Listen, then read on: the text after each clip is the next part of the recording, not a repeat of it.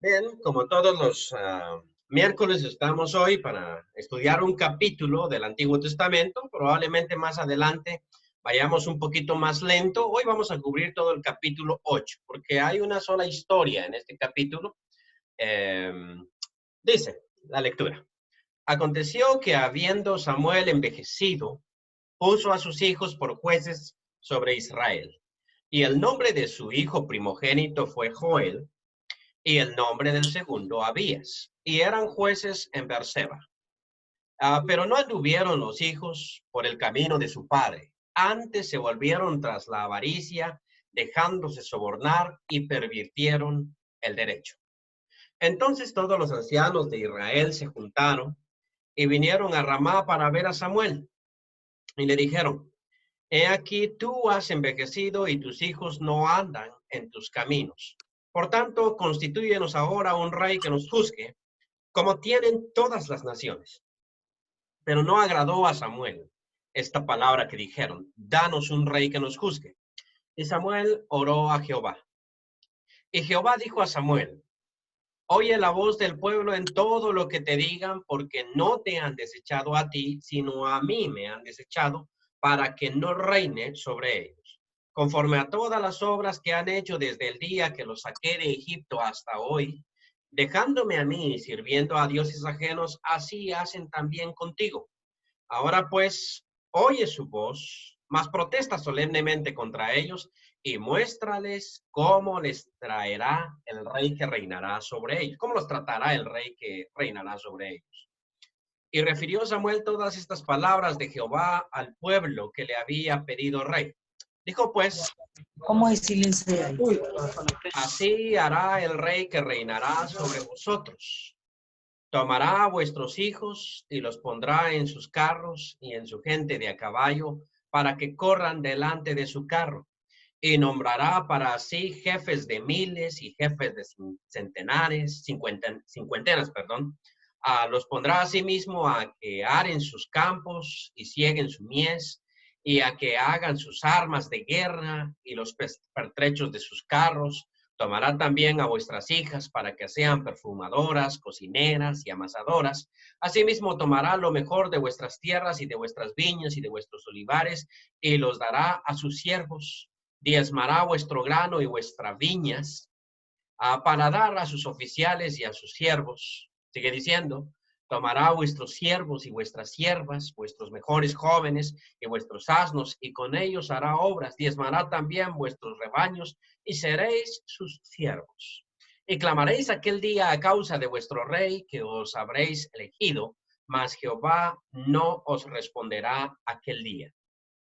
Pero el pueblo no quiso oír la voz de Samuel, y dijo: no, sino que habrá rey sobre nosotros.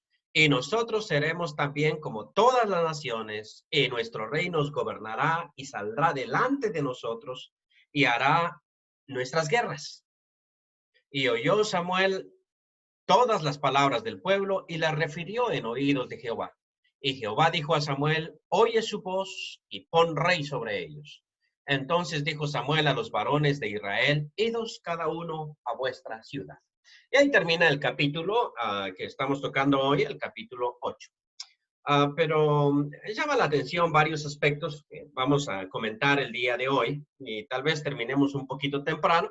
Vamos a comentar esto primero. Con respecto a los hijos. Nuestros hijos no son como nosotros de manera natural. Observemos lo que pasó con Samuel, ¿no? Dice la escritura, a él le pasó exactamente lo que le pasó a Elí. Elí, insistimos nosotros cuando mirábamos ese caso, Elí, creo yo que era una buena persona. Creo que fue un buen sacerdote. Creo que supo guiar muy bien a Samuel. Él lo crió prácticamente e hizo un excelente trabajo con Samuel. Sin embargo, cuando le tocó cuidar a sus propios hijos, no sucedió así. Sus hijos fueron perversos. Y en el caso de Samuel le sucede algo semejante. No es igual, pero es semejante. La escritura dice que aconteció que habiendo Samuel envejecido, puso a sus hijos por jueces sobre Israel. Y esto es porque Israel era muy grande. O sea, para una sola persona viajando a pie, o sea, Samuel no podía juzgar a todo mundo. Y por lo tanto, en la parte sur, o sea, Samuel está gobernando en el centro norte, vamos a decir. En la parte sur, que era la parte más alejada, Beerseba, que es el desierto de Judá, en esa parte pues, está muy lejos. Entonces puso a sus dos hijos a que empezaran a gobernar ahí, a ser jueces. Pero resulta que sus hijos, dice la escritura, no anduvieron los hijos por los caminos de su padre. Su padre fue honesto, como vamos a ver en el capítulo 12, donde Samuel se para enfrente de todo Israel y los reta a que le digan en qué cosa él ha fallado, cuándo él se ha quedado con algo del pueblo, cuándo él ha aceptado cohecho o cuándo ha aceptado soborno, etcétera. ¿Cuándo? Y el pueblo, a una que está reunido ahí, dice jamás. O sea, Samuel es íntegro. Pero resulta que sus hijos se dan a la avaricia. O sea, les gusta el dinero, en otras palabras. Y como les gusta el dinero, se dejan sobornar y obviamente al ser sobornados pervierten el derecho. Esto es muy semejante a lo que hoy en día pasa en nuestras naciones, ¿no? De eso nos quejamos generalmente de que nuestros jueces o los jueces que tenemos y eso no es Honduras, eso es todo Latinoamérica, eso es una enfermedad de nuestros pueblos. Quizás Estados Unidos un poquito menos, pero de ahí todo Latinoamérica es sumamente corrupto.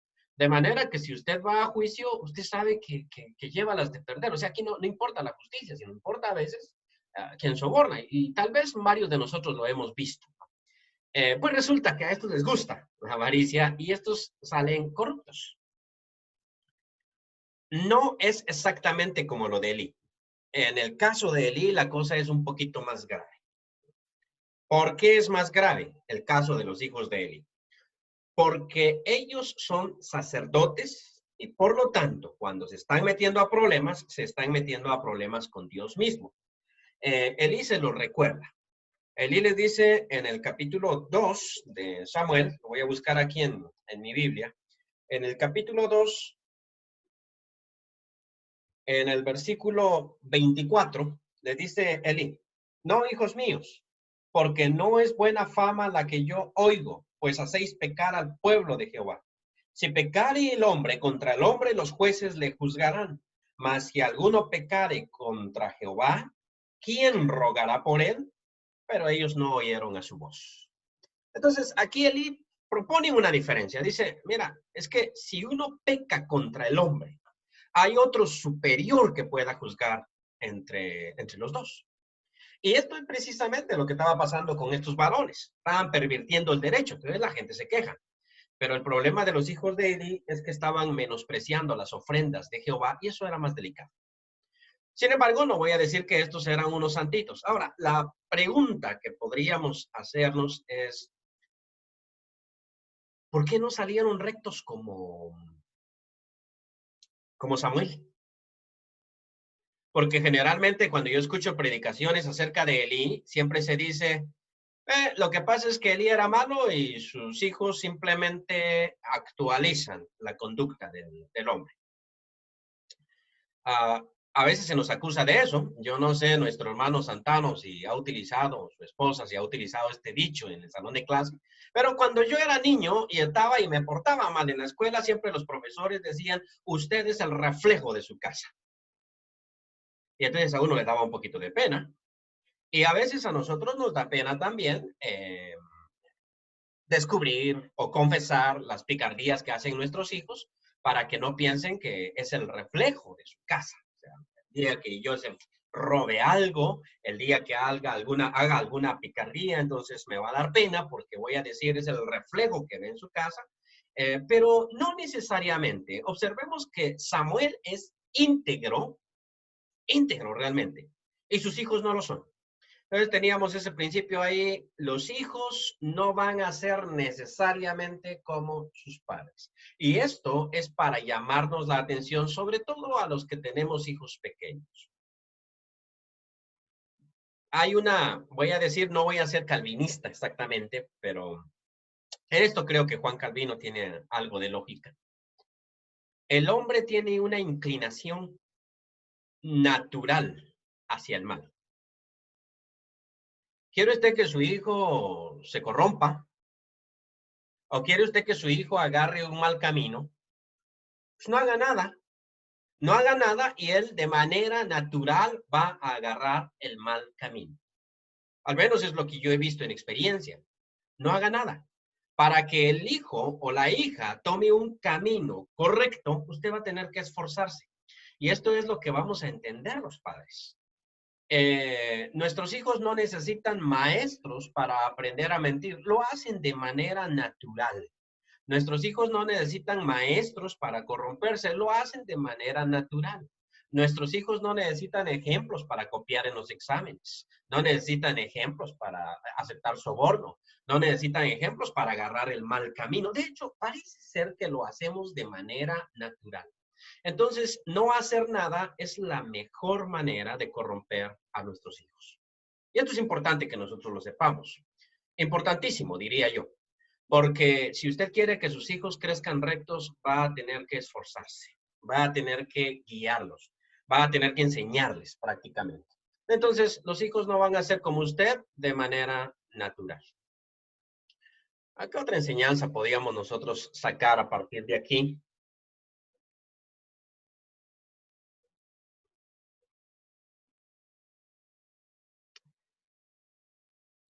La ingratitud es característica natural de la humanidad. ¿Se fijó usted que cuando el pueblo de Israel le dijo a, cuando el pueblo de Israel le dijo a Samuel, Samuel, danos un rey, danos un rey. Entonces todos los ancianos le dijeron a Samuel, tú has envejecido, tus hijos no andan en tus caminos. Eso duele, hermano, que le digan a uno eso. Por tanto, constitúyenos ahora un rey que nos juzgue, como tienen las otras naciones. A Samuel no le gustó, pero cuando ya está con el Señor, miren las palabras del Señor. Oye la voz del pueblo en todo lo que te digan, porque no te han desechado a ti. Samuel en determinado momento cree que lo han desechado a él, y la verdad, el Señor le dice no, pero al final le dice sí, sino a mí me han desechado para que no reine sobre ellos, conforme a todas las obras que han hecho desde el día que los saqué de Egipto hasta hoy, dejándome a mí y sirviendo a dioses ajenos. Le dice, así hacen también contigo. ¿Qué es lo que sucede aquí? Cuando Samuel llega a joven, el pueblo de Israel está en una situación crítica realmente. Carece de liderazgo. Carece de liderazgo. Resulta que Samuel, siendo joven, empieza a guiar al pueblo. ¿Ok? Logra liberarlos de los filisteos y después gobierna sobre ellos, porque les decía, eso de juzgar significa gobernar, gobierna sobre ellos. Y Samuel está sumamente atareado, o sea, se entrega prácticamente por el pueblo y puede ser incluso que el hecho de que sus hijos no hayan andado en sus caminos es porque Samuel no dedicó tiempo a estar con ellos. Porque la escritura dice que pasaba de Ramá se iba a Gilgal, de luego a Gabaón, y cruzaba por ciudades y juzgaba a Israel y se mantenía en toda esta rutina fuerte de gobernar a Israel. Cuando él envejece y sus hijos no son tan honestos como él, viene el pueblo y en vez de quejarse con él, decirle, mira, tus hijos andan mal, edúcalos. O mira, tus hijos andan mal, ¿cómo le vamos a hacer? O ¿cómo solucionamos el problema? Simplemente lo desechan y le dicen, mira, vete. Nosotros queremos un rey. No queremos a tus hijos. ¿Y yo? No, a ti tampoco, es que ya estás viejo. O sea, porque eso fue lo que le dijeron. Observen, y le dijeron, he aquí tú has envejecido. O sea, estás viejo, amigo. Ya no sirves, ya no funciona, ¿no? Tus hijos, esos están peor, no andan en tus caminos. Por tanto, constitúyenos ahora un rey que nos juzgue. O sea, porque Samuel es el juez. Ahora constitúyenos un rey que nos juzgue como tienen las otras naciones.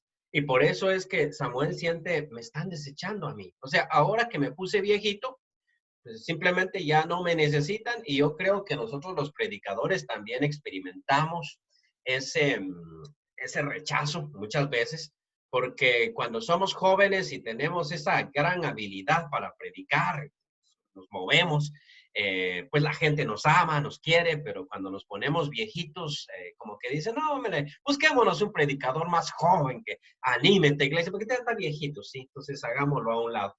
Y Samuel se siente así tan triste, ¿no? Tus hijos no andan en tus caminos, tú estás viejo, ahora busquémonos un rey. Se siente triste. Por eso es que el Señor le dice, tranquilo, Samuel, tranquilo. Te voy a decir un secreto, ¿sí? No te desechan a ti, me desechan a mí. Así como se han portado siempre desde que salieron de Egipto hasta que llegaron a la tierra prometida, me han dejado a mí y han servido a otros dioses, ahora le va a decir, así hacen también contigo. O sea, Samuel, sientes en carne propia lo que este pueblo hace. Y permítame decirles que no soy antisemita. Me encanta criticar al pueblo de Israel porque da mucho por donde se le critique en el Antiguo Testamento. Pero el pueblo de Israel no es la excepción, sino es la norma. Todos los pueblos somos malagradecidos. Es naturaleza nuestra como humanos ser malagradecidos. Mire, las cosas malas que nos hacen, las olvidamos, digo, las cosas buenas que nos hacen, las olvidamos tan rápido, pero las cosas malas que nos hacen, nunca las olvidamos. Y eso es parte de nuestra ingratitud. Cuando alguien nos ha ofendido, cuando alguien nos ha hecho algún daño, eso jamás lo olvidamos e incluso a veces lo llevamos hasta la muerte, prácticamente. Pero no somos capaces de olvidarlo. Sin embargo, aquellas cosas buenas que las personas han hecho por nosotros, muchas veces las olvidamos tan rápido. Es parte de ser malagradecidos. Hemos tenido comida por mucho tiempo y el Señor ha sido bondadoso con nosotros y nunca le decimos gracias. Pero cuando nos llega a faltar, entonces le echamos la culpa y le decimos que dónde está, dónde ha estado todo el tiempo, cuando no hemos sido agradecidos con todo aquello que Él nos ha dado. Y somos exactamente igual, qué sé yo, con nuestros líderes religiosos, con nuestros gobernantes. Israel, digo, no es la excepción, es la norma. Y por eso usted tiene que saberlo. Usted es mamá, usted es papá, tiene que saber que aquello que usted hace por sus hijos no debe esperar recibirlo de vuelta. Usted es un líder de la iglesia, tiene que saber que entregarse por la iglesia significa que muchas veces la iglesia no le va a agradecer, no le va a dar las gracias. Es más, cuando usted deje de hacerlo, tal vez digan, si era su responsabilidad, yo no sé qué le pasa, se suponía que tenía que hacerlo, y no le van a dar las gracias. Cuando usted envejezca, tal vez lo dejen y a su familia la olviden. Pero es parte, sí, es parte. Y uno tiene que estar enterado de esto. Por eso es que los cristianos tenemos que aprender a hacer el bien sin esperar ninguna recompensa, porque nos van a decepcionar. Tercera enseñanza que sacamos de esta historia.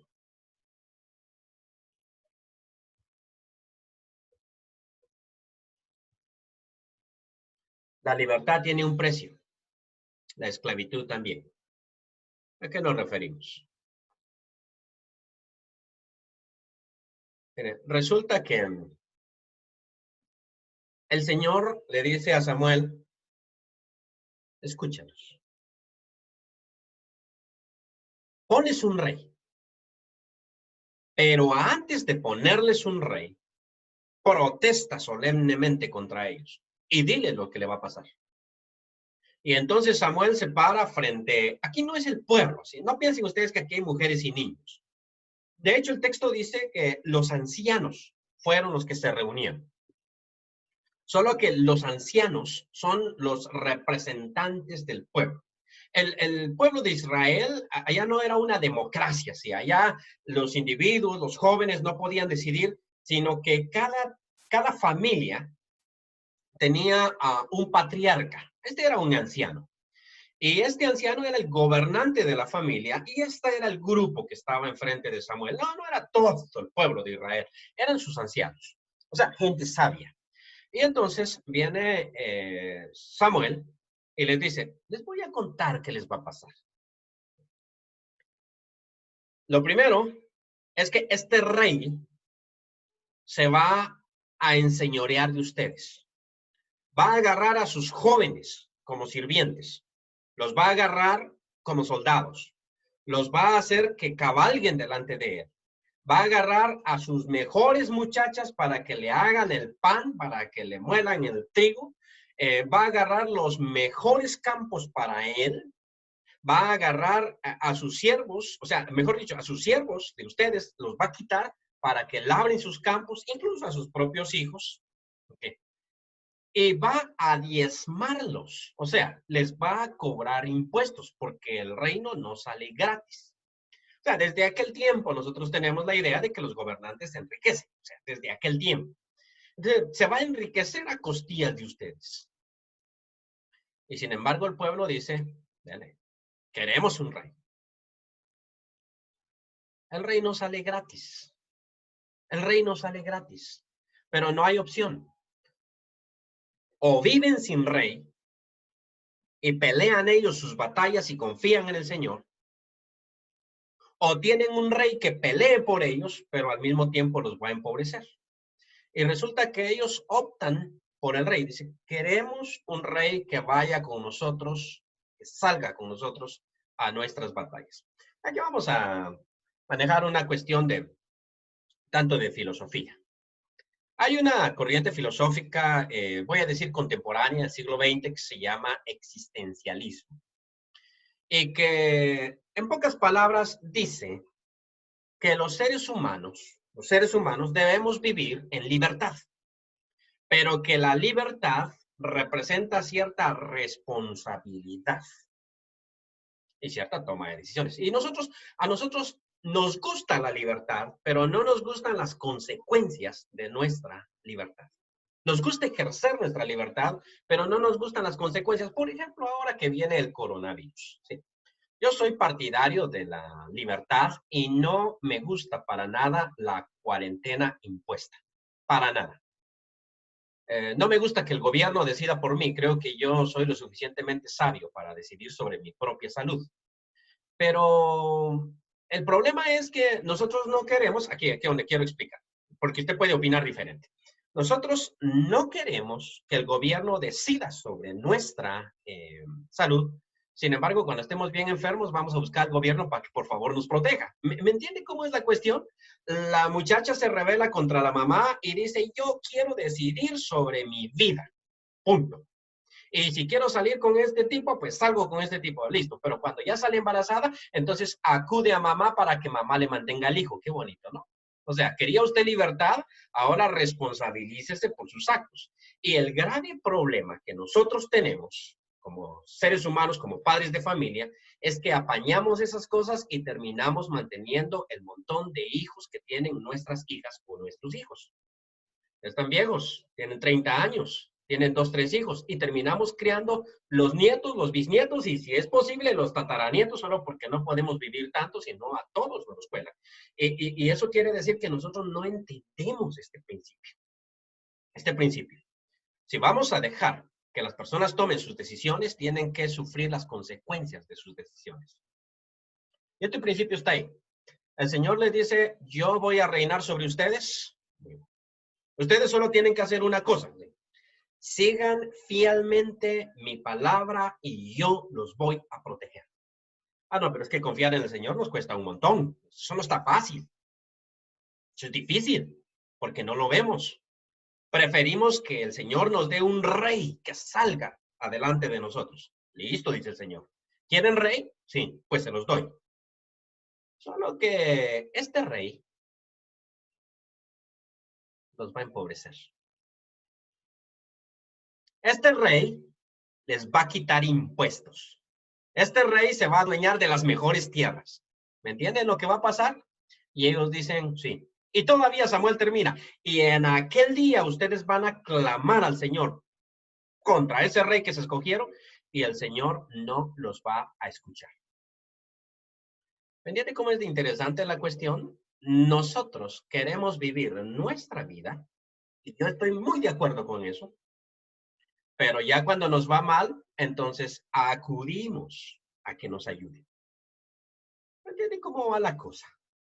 ¿Cómo funciona? Y resulta que el Señor quiere personas maduras. Cuarto, lo último, el pueblo de Israel tenía que ser diferente. Ser un experimento de Dios. Tenía que ser distinto a todas las naciones. No debía haber nación como él. O sea, todas las naciones iban a ser diferentes. El Señor Jesús marcó esa diferencia, de hecho, con sus apóstoles. Cuando los apóstoles querían el primer lugar, ¿quién de nosotros es el más importante? Marcos capítulo 10. El Señor Jesús les dice, ¿ven ustedes cómo son los gobernantes de las naciones? ¿Han observado ustedes cómo se conducen estos gobernantes? ¿Se han fijado que ellos se enseñorean de las naciones que gobiernan? En aquel tiempo no habían democracias ni habían presidentes, ni habían reyes. La cosa era peor. El rey sí se enseñoreaba realmente. Los dominan. Sí. Y el Señor Jesús dijo, entre ustedes no será así. ¿Ah, no? No. El mayor será el siervo de todos, así como yo, que no vine para ser servido, sino para servir y dar mi vida en rescate por muchos. Muy bien. ¿Cuántas veces la iglesia ha tenido la misma tentación del pueblo de Israel? Que Dios dijo, yo voy a ser su Dios. Yo voy a ser su rey. Ustedes no tendrán rey, porque todos son iguales. No, pero ellos querían rey. Y no es tanto el querer rey. Sí. Hay un pasaje en Deuteronomio donde Dios anticipa la existencia de un rey, que lo vamos a ver precisamente quizás la próxima semana. ¿Sí? Vamos a hacer un receso y vamos a ir a Deuteronomio para analizar cómo debía buscarse un rey. Pero resulta que no, queremos un rey. Y no es tanto que quieran un rey, sino que quieren un rey para ser como las otras naciones cuando deberían de ser diferentes. ¿Sí me entiende? Usted como hijo de Dios tiene que ser diferente al mundo. Nosotros como iglesia de Cristo tenemos que ser diferente a cómo el mundo funciona. Es distintos. Pero muchas veces volteamos a ver hacia nuestro alrededor y decimos, ¿por qué nosotros no tenemos eso? ¿O por qué nosotros no tenemos aquello? ¿Por qué nosotros, por ejemplo, por qué nosotros no tenemos una mega iglesia como esos otros tienen? Porque créanme que en Tegucigalpa nosotros podríamos tener una mega iglesia, ¿no? Cuando tenemos cultos unidos en Baxter, juntamos alrededor de 1,500 y no los llevamos a todos. Si contratáramos buses, podríamos juntar unos 4,000 aquí en Tegucigalpa. Lo más que hemos tenido es creo 1,800, pero esto es porque todo el mundo llega por su cuenta. ¿Por qué no podríamos tener un solo edificio, un solo pastor, así como tienen las otras iglesias? Tentación estar viendo a las otras iglesias. ¿Por qué no podemos tener un edificio enorme como tienen las otras iglesias? ¿Por qué no tenemos un conjunto, pero de lo más maravilloso, donde haya batería, teclado y profesionales de la música, como tienen las otras iglesias? ¿Por qué no podemos tener una basílica, una imagen, una virgencita, como tienen las otras iglesias? La gente pregunta. Y generalmente nosotros volteamos a ver a los demás porque queremos ser como ellos y se nos olvida que el pueblo de Israel, por ejemplo, tenía que ser santo.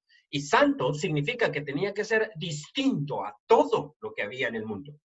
Tenía que ser distinto a cualquier pueblo. Los chinos podían tener rey, emperador, de hecho, los japoneses también, los romanos también, los persas también, los egipcios iban a tener a su faraón, pero el pueblo de Israel iba a ser gobernado por Dios. Querían rey. Queremos rey, así como tienen las otras naciones. No queremos ser distintos. Queremos ser como las otras naciones. Es que ser distinto cuesta.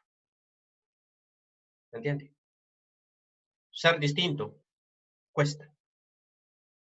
Nosotros poco a veces entendemos este principio. ¿Sí? Poco entendemos este principio. Pero el principio está en nosotros. Siempre en la iglesia del Señor repetimos esto. Si usted se pierde, es su culpa. ¿Cómo así? Eso es su culpa. Si usted se pierde, es su culpa. Usted tiene la escritura y tiene el cerebro que Dios le dio para saber lo que es correcto y lo que no lo es. Usted tiene eso. Nosotros no le vamos a decir por dónde ir o por dónde no ir. Usted es mayor de edad. Y si se pierde, es su culpa. En otras iglesias le van a dar un código doctrinal, nosotros no lo tenemos. En otras iglesias van a ir y orar por usted solo tiene que entregar su diezmo y le vamos a dar cobertura espiritual. Eso no existe. Eso no existe. La cobertura espiritual significa que el diablo no lo va a tocar porque yo lo estoy cubriendo. Eso no existe. Solo me entrega su diezmo y yo lo cubro a usted. Y cuando venga el Señor y yo sea salvo, van a ser salvos todos aquellos a los que yo le haya dado cobertura. Tal vez usted lo ha escuchado en varias iglesias. Eso no existe. Aquí la responsabilidad es individual. Pero como digo, eso no nos gusta. Porque nosotros queremos libertad, pero al mismo tiempo queremos que cuando seamos afectados, mamá venga y cuide a mis hijitos, papá venga y críe a mis hijos, y si es posible hasta mis nietos. Y el eslogan de Homero Simpson es vivir de mis padres hasta que logre empezar a vivir de mis hijos. Y eso no es posible. ¿Sí? Eso no es posible. Se necesita responsabilidad. ¿Era difícil ser diferente a todas las naciones? Claro que era difícil. Era dificilísimo. ¿Es difícil confiar en un Dios que no vemos? Claro que es difícil. Es más fácil confiar en una imagen. Es mucho más fácil. Es más fácil creer en algo que uno ve. Muy difícil creer en lo invisible. Pero si fuese fácil, cualquiera lo haría. El Señor nos llama a que nosotros lo hagamos. Bien, no sé si ha habido alguna pregunta, algún comentario, o si hay alguna pregunta, algún comentario. Bien, comenta un hermano, no sé quién porque solo dice iPad, pero dice, es que no queremos perder nuestra popularidad con los demás, por eso no queremos ser diferentes. Es totalmente cierto. Uno de las trampas más grandes que nosotros podemos tener es buscar nuestra gloria. Y la verdad es que el único que tiene que ser glorificado es Dios. Bien, no sé si hay alguna otra pregunta. Muy buen comentario, hermano. Como decía, queremos que nuestros hijos se pierdan, no hagamos nada. No hagamos nada. Hay que los críe la televisión, el internet, los amigos. Queremos que nuestros hijos sigan el camino correcto, vamos a tener que esforzarnos. Y esto es lo que sucede muchas veces con nosotros, que no estamos, o sea, como que no nos ha caído el 20, decimos acá, de que vivimos en un mundo hostil y que realmente necesitamos esforzarnos. Es lo mismo, miren, voy a poner este ejemplo, aunque es un poquito burdo. Queremos estar mal físicamente, no haga nada. Descanse, coma y usted va a engordar. ¿Quiere estar en forma? Usted necesita sacrificio. Queremos tener a nuestros hijos espiritualmente en forma. Necesitamos sacrificio. Y tenemos que notar eso. Necesitamos sacrificio. No basta con dejarlos ahí que crezcan y que mire mi ejemplo. Usted tiene que aprender a guiarlos. Y esto le pasó incluso, de los héroes del Antiguo Testamento. ¿Quién como Samuel? ¿Qué gobernante nuestro es capaz de pararse ante el pueblo y decir, ¿en qué los he defraudado? Y ellos decir, en nada. Me gustaría a mí ver, siempre digo, me gustaría a mí ver a uno de los presidentes de la República decir eso en un futuro. ¿A cuándo yo he robado? Y es interesante, ¿no? Pero que realmente dejen que la gente hable. No, Samuel sí es correcto. Y sus hijos no. Sus hijos no. ¿Por qué? Porque los dejó crecer. No los educó. tenemos que esforzarnos. Comenta nuestro hermano, dice, ya cuando los hijos, perdón, ya cuando los hijos, los padres, sí, ya cuando los hijos, los padres, lo único que podemos hacer es aconsejar o consejería y que el Señor los guíe. Sí, existen, por eso decía, en mi intervención decía, tenemos que ponernos pilas, sobre todo cuando nuestros hijos son pequeños. Hay un dicho que dice que el árbol se endereza pequeño. Y a veces nosotros no hemos hecho nuestro trabajo y venimos a darnos cuenta cuando ya somos mayores. Ahora, nunca es tarde. Siempre hay algo que uno puede hacer. Y por eso el hermano dice, claro, en determinado momento y en el contexto en el cual nosotros vivimos, que no es el contexto antiguo. En el contexto antiguo, el padre de familia tenía la capacidad de corregir a sus hijos hasta que él se muriera, porque estábamos en un sistema patriarcal.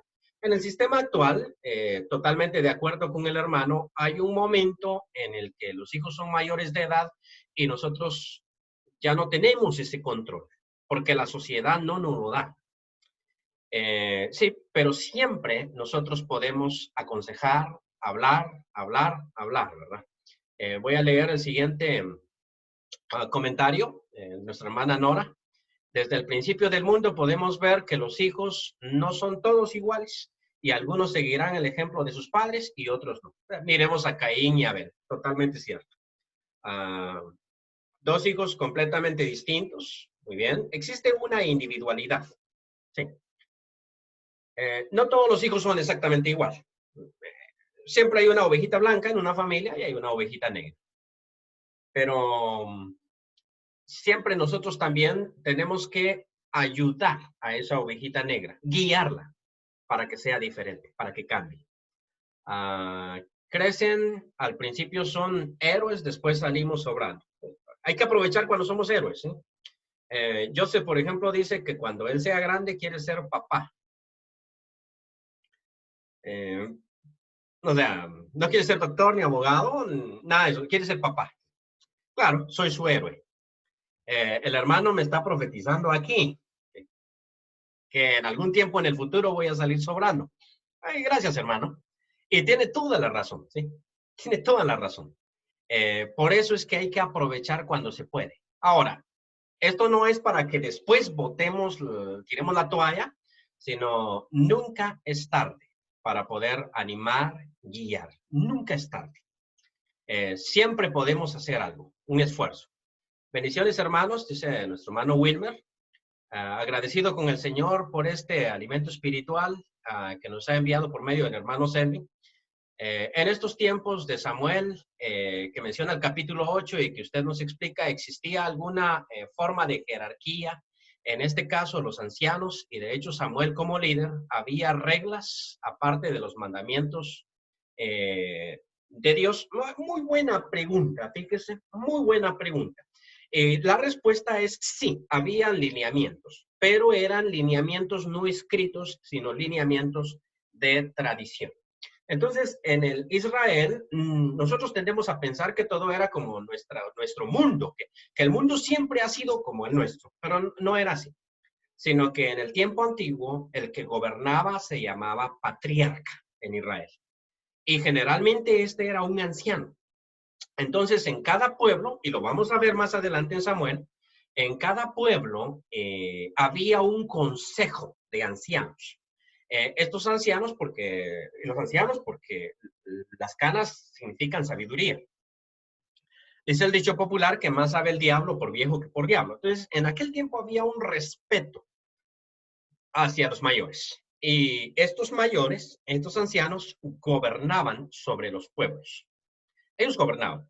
Solo que este gobierno de los ancianos era gratuito, ¿sí? O sea, este era ad honorem. Nosotros gobernamos, por ejemplo, en Belén, va a haber un consejo de ancianos. Ahora, los consejos de ancianos, cada uno es autosostenible. Solo se juntan en consejo para decidir hacia dónde o cómo se va a mover el pueblo.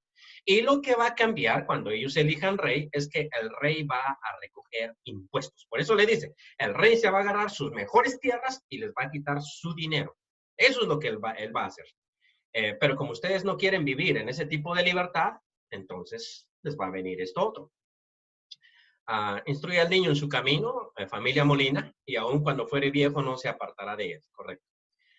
Ya grandes cambian todas las enseñanzas de sus padres. A veces sí, a veces sí. Pero observemos el proverbio que cita, me imagino que fue Celeste, nuestra familia Molina.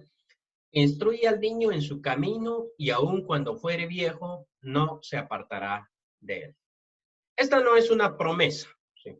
Quiero aclararlo porque es posible que haya alguna excepción. Los proverbios no son promesas. No son promesas. ¿Qué son los proverbios? Los proverbios son simplemente observación de los sabios. Los sabios han observado que cuando el niño es bien instruido, ahora voy a utilizar la palabra generalmente, no siempre, cuando es viejo, no se aparta de ese camino. Cuando es niño. Cuando es viejo, no se aparta de ese camino. Lo que usted le siembra a un niño y se lo siembra bien, cuando sea viejo, no se le va a olvidar tan fácilmente. Es posible, como dice el comentario, que ya grande cambie las enseñanzas de sus padres. Es posible. Pero lo más probable es que no lo haga. Por eso es que nosotros tenemos que trabajar bastante con nuestros hijos. Pensemos en la instrucción de ellos. Y aquí quiero tocar un puntito, ¿sí? Mire, mucha de la instrucción que uno le da a los hijos es el ejemplo. Ahora, ¿de qué manera nosotros tratamos, por ejemplo, a nuestros padres? Es la instrucción que estamos dando a nuestros hijos. ¿Cómo tratamos nosotros a nuestros padres? ¿Los cuidamos?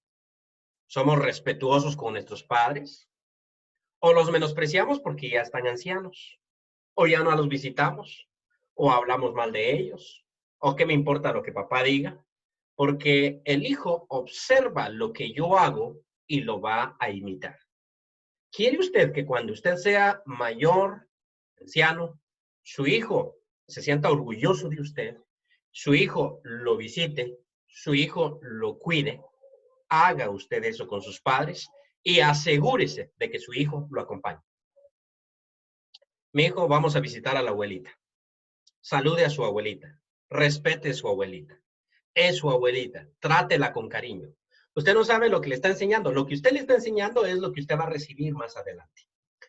Nosotros podemos llevar una vida bien ordenada, pero nuestros hijos piensan de diferente manera, aunque uno los instruya y les dé buena enseñanza. Existe esa posibilidad, hermano. Como decía, los proverbios no son promesas, entonces esa sí es una posibilidad, pero no es una necesidad. A veces también hemos fallado y generalmente nosotros creemos que siempre hemos hecho bien las cosas, pero nos mantenemos ocupados en otras cosas. Este mundo es bien, les voy a decir, engañoso. De hecho, no tenemos el contexto. Ya no voy a contestar otra pregunta por el tiempo, pero no estamos estudiando las parábolas. Pero en la parábola del sembrador, Mateo capítulo 13, dice que lo que hace que la semilla sea infructuosa se llama engaño de la riqueza. Te voy a explicar cómo funciona esto. Nosotros hoy en día creemos que la economía es lo mejor. Creemos que si no tenemos una casa en una buena colonia, no valemos. Que si no tenemos un buen carro, no valemos. Que si no tenemos esto o lo otro.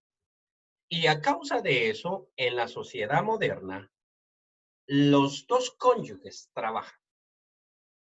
Ahora voy a ser un poquito tradicional. Los dos cónyuges trabajan. Los dos se meten al trabajo. Salen temprano a trabajar y llegan bien tarde y nuestros hijos son educados por la televisión o por una niñera. No pasamos ya tiempo con ellos. Es lógico, entonces, que más tarde vamos a recoger ciertos resultados. Eso es obvio. O sea, no tenemos ni que buscarle mucho a esto. Si esforzándonos por cuidarlos, por educarlos.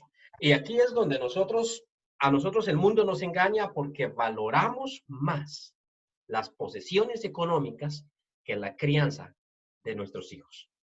pasan la mayor cantidad de tiempo en las escuelas y por eso es que sobre todo, en los países disque más desarrollados, como Estados Unidos o Europa, la fe está siendo olvidada por los hijos. Vaya usted a una iglesia norteamericana y se va a dar cuenta que la mayoría son viejitos. ¿Qué es lo que sucede? Que los padres ya no transmitieron su fe a sus hijos. Por eso yo siempre he pensado que el hecho de que mamá, y no, que no quiero ser machista, porque si mamá gana muy bien y papá no, pues el papá, yo no tengo ningún problema con que el papá ocupe el rol femenino o el rol tradicionalmente femenino en la casa. No, no estoy metido en eso. Que uno de los cónyuges pase tiempo con los hijos es invaluable. Es invaluable realmente. Es invaluable. Pero nosotros ya no pasamos tiempo con nuestros hijos y luego vamos a cosechar. Y lo peor es que el poquito tiempo que pasamos con ellos, lo pasamos metidos en otras cosas. Bueno, vamos a terminar por ahí, Javier.